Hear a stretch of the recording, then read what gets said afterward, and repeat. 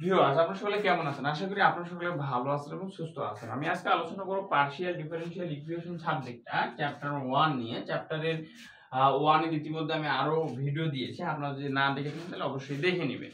আজকে আমি যে ম্যাথটা নিয়ে আলোচনা করব সেটা হলো x - s। এখানে প্রশ্নে বলা থাকবে নিম্নের সমীকরণগুলো হতে অবাধ দ্রবক সমূহ অপসারণ করে আংশিক অন্তরক সমীকরণ গঠন করতে হবে। এখানে যে অবাধ দ্রবক গুলো রয়েছে h এবং k, এগুলোকে অপসারণ করে আমাদের একটা আংশিক অন্তরক সমীকরণ গঠন করতে হবে। আচ্ছা, তাহলে এই যে সমীকরণটা রয়েছে, প্রথমত আমরা যে কাজটা করব সমীকরণটাকে উঠাই নিব। তাহলে সলিউশনে যাই, যে প্রদত্ত সমীকরণ কি দেয়া রয়েছে আমার এখানে, x - h whole square plus y - k whole square plus হলো z স্কয়ার সমান হলো 1। এটাকে দিব ইকুয়েশন নাম্বার 1। এখন আমাদের কাজ হবে কি, আমি এখানে বলে দিচ্ছি 1 নং সমীকরণকে x ও y এর সাপেক্ষে আংশিক অন্তরীকরণ করে পাই। ঠিক আছে, আংশিক অন্তরীকরণ, যাই হোক আপনারা একটু বুঝে নেন যে আমরা 1 নং সমীকরণকে কি করব, x ও y এর সাপেক্ষে আংশিক অন্তরীকরণ করব। তাহলে 1 নং সমীকরণ ইমপ্লাইজ দ্যাট, প্রথমত আমরা x এর সাপেক্ষে যদি আংশিক অন্তরীকরণ করি, তাহলে এখানে একটু খেয়াল করেন, এখানে x রয়েছে, আমরা সূত্র জানি ddx x to the power n যদি হয় nx n-1 হবে। তাহলে এখানে x, এটাকে আমরা পুরোটাকে ধরে নিব। এরপর 2 আছে, পাওয়ারটা সামনে আসবে, x - h হবে, আর পাওয়ার থেকে আমরা 2 - 1 মানে 1 হবে, এটা দেওয়ার দরকার নাই। কারণ এটাকে x ধরে নিচ্ছি, এটা তো x নয়, এটাকে আবার অন্তরীকরণ করলে আমরা পাবো 1 - 0। ঠিক আছে, x এর সাপেক্ষে x কে করলে 1, আর h কে যদি h টা ধরবো তাহলে x এর সাপেক্ষে করলে এটা 0 হয়ে যাবে। তাহলে এখানে আমার 1 হচ্ছে, এই 1টাও আমার এখানে দেওয়ার দরকার নাই। এরপরে প্লাস আছে, প্লাস দেন এখানে y - k আছে, আমরা আংশিক অন্তরীকরণ করতেছি x এর সাপেক্ষে, কাজে এখানে যেহেতু x নাই, এটা আমাদের 0 হয়ে যাবে। ঠিক আছে, এরপরে প্লাস দেন z স্কয়ার, z টা যেহেতু অধীন চলক, তাহলে z কে আমরা অন্তরীকরণ করব x এর সাপেক্ষে, তাহলে পাওয়ার সামনে আসবে 2z, ডেল z ভাগ হবে ডেল x, কার সাপেক্ষে অন্তরীকরণ করতেছি, x এর সাপেক্ষে। ঠিক আছে, আর সমানের দিক 1 আছে, 1 একটা ধ্রুবক মান, 1 কে অন্তরীকরণ করলে আমরা পাবো হচ্ছে 0।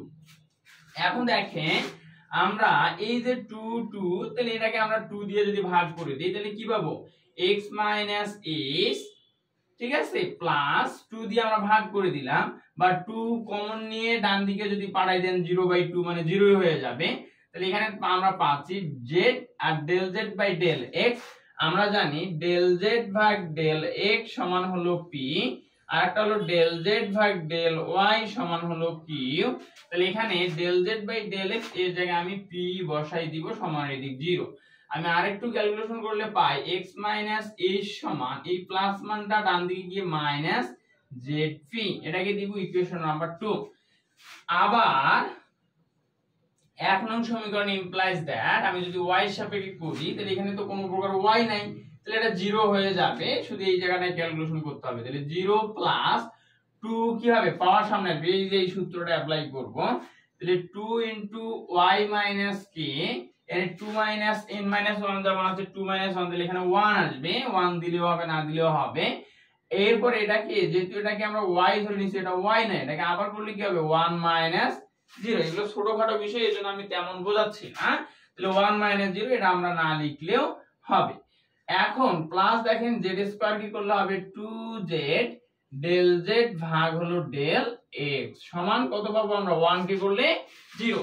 আবার এখানে 2 দিয়ে যদি ভাগ করে দিই, তাহলে 2 টা আউট হয়ে যাবে। তাহলে পরের লাইনে আমি লিখি y - k প্লাস হলো এখানে z থাকলো, আর এখানে কার সাপেক্ষে আমরা করলাম, y এর সাপেক্ষে, সরি এই জায়গায় হবে y। ঠিক আছে, y এর সাপেক্ষে যেহেতু আমরা করলাম, তাহলে z আর ডেল z ভাগ ডেল y সমান কি লিখবো আমরা, q লিখবো। এই যে ডেল z ভাগ ডেল y সমান q, সমান এদিক 0।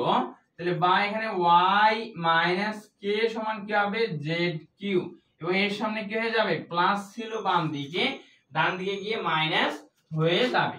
এটাকে আমরা দিলাম 3 নাম্বার সমীকরণ। এখন এই 2 ও 3 নং সমীকরণ হতে x - h এবং y - k এর মান 1 নং সমীকরণে বসাবো। তাহলে 2 ও 3 দ্বারা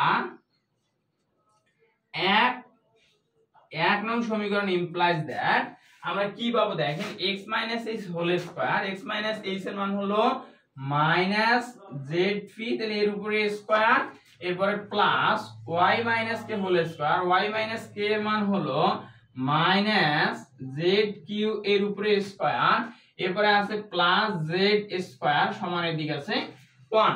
ঠিক আছে, তাহলে এখন দেখেন বা মাইনাস এর উপর স্কয়ার, তাহলে কি হবে প্লাস হয়ে যাবে ওটা, এখানে আমরা পাবো z square p square plus z square q square plus এই স্কয়ারটা থাকার কারণে মাইনাসটা কি হয়ে যাবে প্লাস হয়ে যাবে, আর এখানে থাকলো হচ্ছে আমার z স্কয়ার সমান এদিক 1। আমি যদি একটু উপরে লিখি তাহলে কি হয় দেখেন, আমি এই শেষের লাইন থেকে একটু উপরে লেখার চেষ্টা করতেছি যে এই যে z স্কয়ার সবগুলো থেকে আমি z স্কয়ার কে কমন নিতে পারি, সেই ক্ষেত্রে থাকবে p স্কয়ার q স্কয়ার আর এখানে থাকবে হচ্ছে 1, তাহলে p square plus q square plus 1 থাকবে, আর সমান এদিকে আমার ছিল হচ্ছে 1। ঠিক আছে, তাহলে এখানে যেহেতু আর কোনো কাজ করা যায় না, কাজেই আমরা বলবো ইহাই নির্ণেয় আংশিক অন্তরক সমীকরণ। ঠিক আছে, তো এই হলো আজকের ভিডিওটা বা আজকের ম্যাথটা, আপনারা আশা করি বুঝছেন, যদি না বুঝে থাকেন অবশ্যই কমেন্টে বলবেন, আর ভিডিওটা অবশ্যই লাইক কমেন্ট এবং শেয়ার করে দিবেন, কাজেই যাতে আমি পরবর্তীতে ভিডিও বানানোর একটা অনুপ্রেরণা পাই। ঠিক আছে, সকলকে ধন্যবাদ।